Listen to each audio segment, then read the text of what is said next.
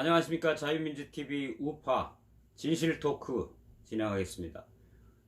앞서 동영상에서 말씀드린 김웅 부장검사의 사직 설명서와 관련하여 잠깐 저의 의견을 덧붙이고자 합니다. 김웅 부장검사는 지금 이 검찰개혁안, 공수처법과 검경수사권 조정법에 반대하면서 과감히 사표를 던졌습니다.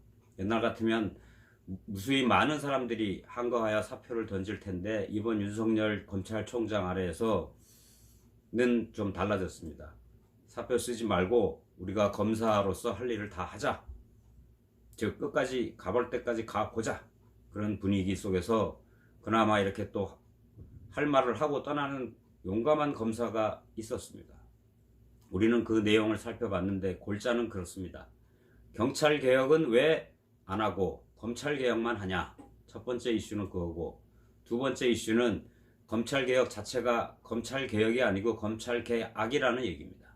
아미스타드 홀을 예를 들었지만 노예가 없는 곳으로 가야 되는데 결국은 노예제가 있는 곳으로 갔습니다. 결국 목적지는 중국의 공안제도라고 했습니다. 제 앞선 영상에서, 몇 개월 전의 영상에서 제가 누누이 강조를 했습니다. 이 공수처법과 특히 검경수사권 조정법에 있는 형사소송법 구절은 많은 부분을 중국의 공안제도에서 베껴왔습니다.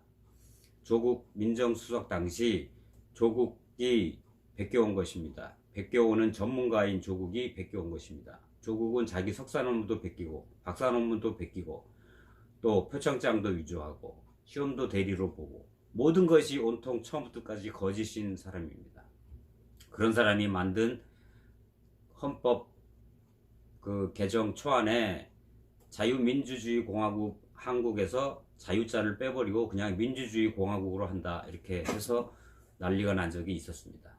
그런데 묘하게도 금년 신년사에, 대통령 신년사에 대통령 문재인은 한국을 자유민주주의 공화국이라고 한 번도 안 부르고 민주주의 공화국으로만 6번을 불렀습니다.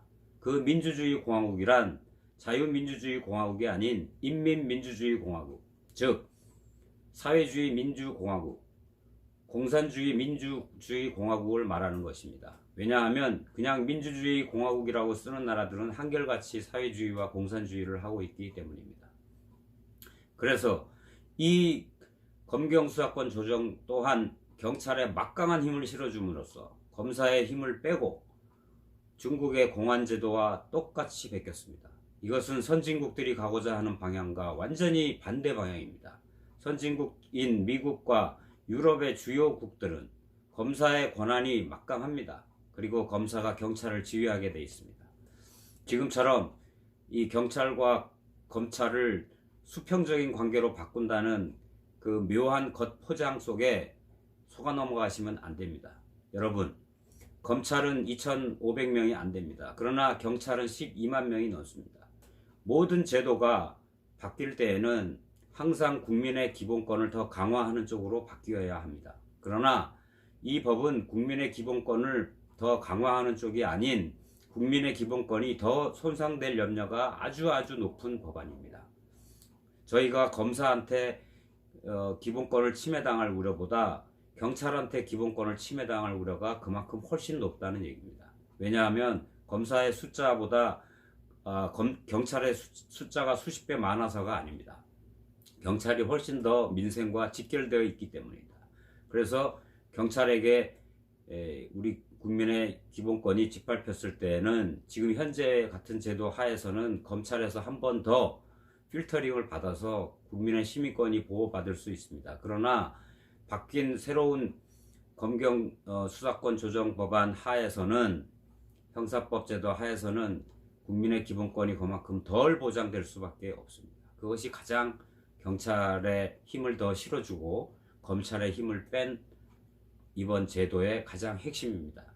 여러분, 우리 서민들은 이제 앞으로 더 시민권을 보호받을 수 없게 되었습니다. 국가란 무엇입니까? 국가가 시민의 생명과 재산과 안전을 더욱더 보호해줘야 하는데 이번에 바뀐 검경수사권 조정법, 형사법 개정안은 국민의 시민권의 기본권 더 보호 못하는 그런 제도로 바뀌었습니다. 여러분, 이번 4.15 총선에서 꼭 이 좌파 독재, 이 나라를 좌클릭 후퇴시키고 있는 586 주체 사상파가 잡고 있는 이 정권을 여러분 꼭 심판해야 할 것입니다. 감사합니다.